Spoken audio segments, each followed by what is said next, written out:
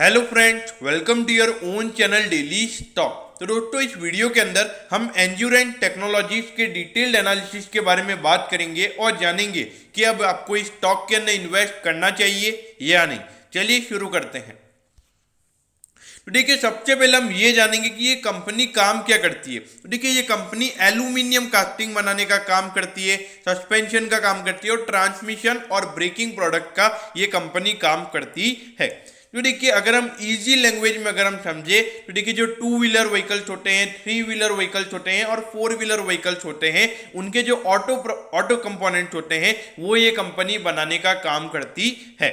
और इसके अलावा अगर हम बात करें तो अभी करंटली कंपनी की 27 मैन्युफैक्चरिंग फैसिलिटीज हैं और उसमें से 17 इंडिया में है, 7 इटली के अंदर है और 3 वहाँ पे कंपनी की जर्मनी के अंदर मैन्युफैक्चरिंग फैसिलिटीज है। यहाँ पर अगर आप देखोगे 27 मैन्युफैक्चरिंग फैसिलिटीज होना बहुत बड़ी बात है। आपको लगेगा कि ये दूसरी कंट्रीज में मैन्युफैक्चरिंग फैसिलिटीज क्यों है, क्योंकि देखिए कभी कभार कोई कंट्री में वेजेस बहुत ज़्यादा बढ़ जाते हैं तो उसको कंट्रोल करने के लिए, ताकि अगर कभी ऐसा इश्यू हो तो वहाँ पे दूसरी country as a backup company वहाँ पे रखते हैं। बाकी मैन्युफैक्चरिंग तो हर फैक्ट्री के अंदर होती ही है। अब ये देखिए, अराउंड 22,000 करोड़ का इस कंपनी का मार्केट कैप है। अगर आप देखोगे इंडस्ट्री का पी 38 का है और ये आपको 34.86 के प्राइस टू अर्निंग रेशियो पर मिल रहा है, यानी कि इंडस्ट्री के कंपैरिजन में ये स्टॉक अभी आपको सस्ता मिल रहा है। अगर हम प्राइस टू बुक रेशियो की बात करें तो वो यहाँ पे 6.27 टाइम्स है। तो अगर आप देखोगे प्राइस टू बुक रेशियो भी यहाँ पे ज्यादा ओवर वैल्यूड नहीं है और प्राइस टू अर्निंग रेशियो भी यहाँ पे रिजनेबली गुड है। डिविडेंड यील्ड ऑलरेडी यहाँ पे कंपनी का कम है, 0.38% का ही यहाँ पे कंपनी का डिविडेंड यील्ड है, क्योंकि ये ग्रोथ स्टॉक, एक ग्रोइंग कंपनी है। अपने जो प्रॉफिट होते हैं उसको री इन्वेस्ट करके वहाँ पे ज़्यादा प्रॉफिटेबिलिटी बढ़ाने में कंपनी फोकस करती है। यहाँ पे आपको डिविडेंड कम ही मिलेगा। अब ये देखिए, अगर आप देखोगे, अगर हम कंपनी के फाइनेंशियल्स के बारे में अगर हम बात करें तो यहाँ से ये रेवेन्यू कंपनी का बहुत ही अच्छे तरीके से हमें बढ़ता हुआ नजर आया था। ऑल्दो यहाँ पर अगर आप देखोगे अराउंड 8% यहाँ पे कंपनी का रेवेन्यू गिरा है, क्योंकि देखिए अगर हम 1920 वाले फाइनेंशियल ईयर की अगर हम बात करें तो वहाँ पे जितने भी अगर हम ऑटोमोबाइल्स की अगर हम बात करें तो वहाँ पे वो डिमांड हमें कम होती हुई नजर आई थी। चाहे आप हीरो मोटोकॉर्प देख लो, अशोक लेलैंड देख लो, मारुति सुजुकी देख लो, उन सबकी 1920 में जो उनके सेल्स का नंबर था वो वहाँ पे कम हुआ था। तो देखिए, at the end finished product की डिमांड अगर कम होगी तो उसके रॉ मटेरियल की भी डिमांड भी हमें कम होती हुई नजर आएगी। तो वही हमें यहाँ पे होता हुआ नजर आया था। लेकिन देखिए, भले ही यहाँ पे कंपनी के रेवेन्यूज कम हुए थे, लेकिन जो प्रॉफिटेबिलिटी है वो हमें कंपनी की बढ़ती हुई नजर आई थी। यहाँ पर अगर आप देखोगे तो net profit margin percentage company का हमें वहां पे बढ़ता हुआ नजर आया था। अब देखिए, ये जो 2021 वाला फाइनेंशियल ईयर है, जिसमें तो अप्रैल से लेके जो जून वाला क्वार्टर था वहां पे हमने स्ट्रिक्ट लॉकडाउन देखे और उसका कंपनी शायद लॉस में भी आ गई थी, लेकिन उसके बावजूद भी यहाँ पे ज्यादा हमें डिक्लाइन कंपनी के रेवेन्यू में देखने को नहीं मिला है। और प्रॉफिटेबिलिटी की बात करें तो वो भी यहाँ पे 8 से 9% ही गिरी है। यहाँ पर अगर आप देखोगे, जिसमें ऑल्दो एक क्वार्टर कंपनी के कोई ऑपरेशन नहीं थे, तो ये फाइनेंशियल ट्रेंड अगर आप देखोगे तो आपको थोड़ा नेगेटिव लगेगा। लेकिन मेरे ख्याल से जिस तरीके से चीजें हुई हैं, ऑल्दो कंपनी लॉस में नहीं आई है, वो एक बहुत बड़ी बात मुझे यहाँ पे नजर आती है। अब ये देखिए, अगर हम कंपनी के शेयर होल्डिंग पैटर्न की अगर हम बात करें तो कंपनी के प्रमोटर्स के पास यहाँ पे 75% का होल्डिंग है। अभी थोड़े टाइम पहले इन कंपनी के 2019 में ऑफर फॉर सेल आया था कंपनी का, क्योंकि जो सेबी के रूल्स है, कोई भी प्रमोटर्स का अपनी खुद की कंपनी के अंदर 75% से ज्यादा का स्टेक नहीं हो सकता है। यानी कि जो पूरे प्रमोटर ग्रुप होते हैं, फैमिली मेंबर्स हो गए और भी अदर जो प्रमोटर ग्रुप में आते हैं, वो 75% से ज्यादा की होल्डिंग नहीं रख सकते हैं। तो इसकी वजह से वहां पे कंपनी का ओएफएस आया था। उसके अलावा अगर हम देखें तो फॉरेन इन्वेस्टर्स के पास यहाँ पे 8.34% का होल्डिंग है और जो हमारे डोमेस्टिक म्यूचुअल फंड है उनके पास यहाँ पे 15.16% का होल्डिंग है। तो अगर आप देखोगे यहाँ पे रिटेल इन्वेस्टर्स के पास माल ही नहीं है, 0.01% का होल्डिंग यहाँ पे रिटेल इन्वेस्टर्स के पास पड़ा हुआ है, यानी कि स्टॉक में बहुत ही कम रिटेल इन्वेस्टर्स इन्वेस्टेड हैं। यहाँ पर अगर आप देखोगे तो यहाँ पे देखिए, एक्चुअली में क्या है कि ये ही मार्केट में जो शेयर्स हैं ये फ्लोट हो रहे हैं 0.01%, क्योंकि जो हमारे म्यूचुअल फंड है वो तो रोज यहाँ पे बाइंग सेलिंग नहीं करेंगे, फॉरेन इन्वेस्टर्स जो हैं वो भी रोज बाइंग सेलिंग नहीं करने वाले हैं। देखिए 0.01%। तो कभी भी अगर ये कंपनी एकदम अच्छा परफॉर्म करती है तो वहाँ पे स्टॉक की अगर स्ट्रॉन्ग डिमांड मार्केट में आती है तो वहाँ पे बहुत ही अच्छी रैली हमें स्टॉक में देखने को मिल सकती है, क्योंकि यहाँ पे शेयर का सप्लाई है वो मार्केट में कम है। अब ये देखिए अगर हम पिछले 3 क्वार्टर्स की अगर हम बात करें तो यहाँ पर जो आपको ये रेवेन्यू कम होता हुआ नजर आया है, क्योंकि अप्रैल से जून वाले क्वार्टर में हमने कोविड की सेकंड वेव देखी है, तो इसकी वजह से ये नंबर अराउंड 20% हमें गिरता हुआ नजर आया है।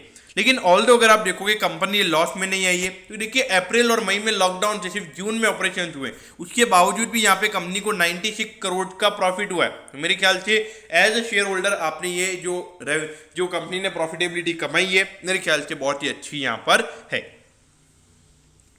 अब ये देखिए अगर हम कंपनी के रिटर्न ऑन इक्विटी की अगर हम बात करें, देखिए कंपनी की प्रॉफिटेबिलिटी वाले जो नंबर है वो इस क्वार्टर में कम हुए थे, सॉरी 2021 वाले फाइनेंशियल ईयर में कम हुए थे, तो उसकी वजह से यहाँ पे रिटर्न ऑन इक्विटी का नंबर भी कम हुआ है। लेकिन मुझे लगता है इस फाइनेंशियल ईयर के एंड में कंपनी का ये नंबर वापिस से 18-19% के लगभग आ सकता है उसके। हाँ, तो ये जो 19.30 का रिटर्न ऑन इक्विटी है ये मेरे ख्याल से कंपनी 2021 के एंड में यहाँ पे हमें दिखाती हुई नजर आएगी। और रिटर्न ऑन कैपिटल एम्प्लॉयड की बात करें तो उसका भी रीजन यही है, जो ऑपरेटिंग प्रॉफिट कंपनी के कम हुए हैं जो कोविड की वजह से, तो उसकी वजह से ये नंबर गिरा है। लेकिन 25% तो मैं नहीं कहूंगा कि रिटर्न ऑन कैपिटल एम्प्लॉयड आएगा, लेकिन मुझे लगता है around 21% return on capital employed company का हमें ये जो फाइनेंशियल ईयर एंड होगा जब हमें इसमें देखने को मिल सकता है। और रिटर्न ऑन एसेट की बात करें तो ये नंबर भी हमें अराउंड 11% इस फाइनेंशियल ईयर के एंडिंग में देखने को मिल सकता है। ऑल्दो ये नंबर आपको थोड़े नेगेटिव लगेंगे, लेकिन ये नंबर प्रॉफिटेबिलिटी और ऑपरेटिंग प्रॉफिट से जनरेट होते हैं, तो वो नंबर क्यों गिरे हैं उसके रीजन हमें समझ में आ गए हैं। तो ये भी वैसे ये अगर नेट प्रॉफिट और ऑपरेटिंग प्रॉफिट अगर बढ़ेगा तो ये नंबर भी हमें बढ़ते हुए नजर आएंगे।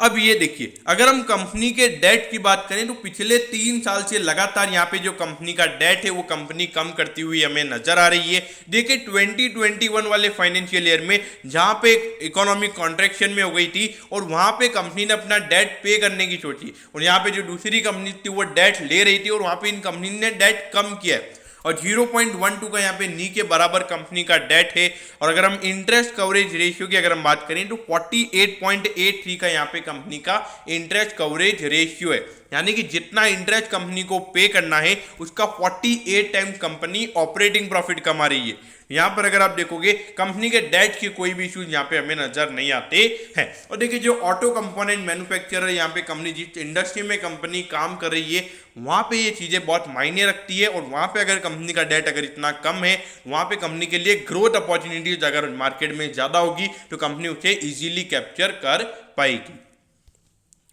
अब ये देखिए 1588 पे ये स्टॉक अभी ट्रेड हो रहा है, पिछले ट्रेडिंग सेशन पे अराउंड 2% ये स्टॉक डाउन था। देखिए 1829 का इसका ऑल टाइम हाई है, तो अगर हम ऑल टाइम हाई से कंपेयर करें तो अराउंड 12-13% अपने ऑल टाइम हाई से ये स्टॉक अभी आपको डिस्काउंट पे मिल रहा है।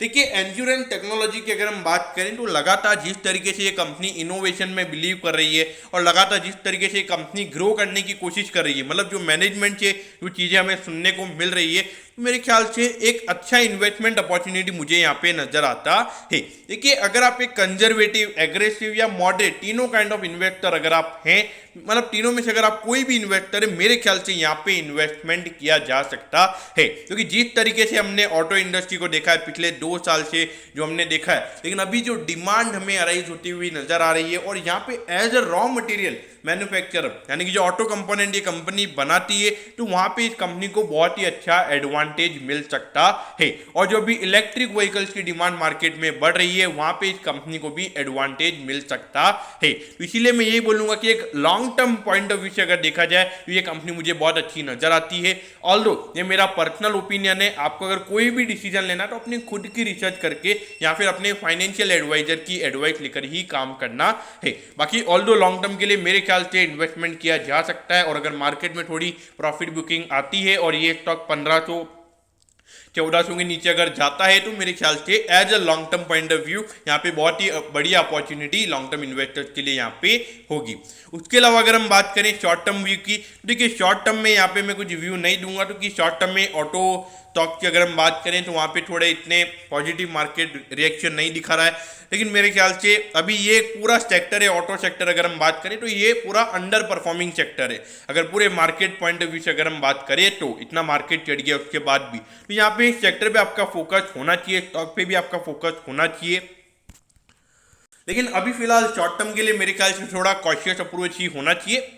बाकी शॉर्ट टर्म में अगर कोई पॉजिटिव व्यू रहेगा तो मैं आपको बता दूंगा। लॉन्ग टर्म के लिए मेरे ख्याल से हर फॉल पे यहाँ पे मेरे ख्याल से आपके पोर्टफोलियो में स्टॉक को आपने ऐड करना चाहिए। तो दोस्तों मैं होप करता हूँ कि एंड्योरेंस टेक्नोलॉजी के डिटेल्ड एनालिसिस के बारे में आपको सब कुछ पता चल गया होगा। अगर आपकी कोई भी क्वेरीज है तो आप कमेंट कीजिए, मैं जरूर आपके कमेंट पर रिप्लाई करूंगा। ओके दोस्तों, thank you, have a nice day.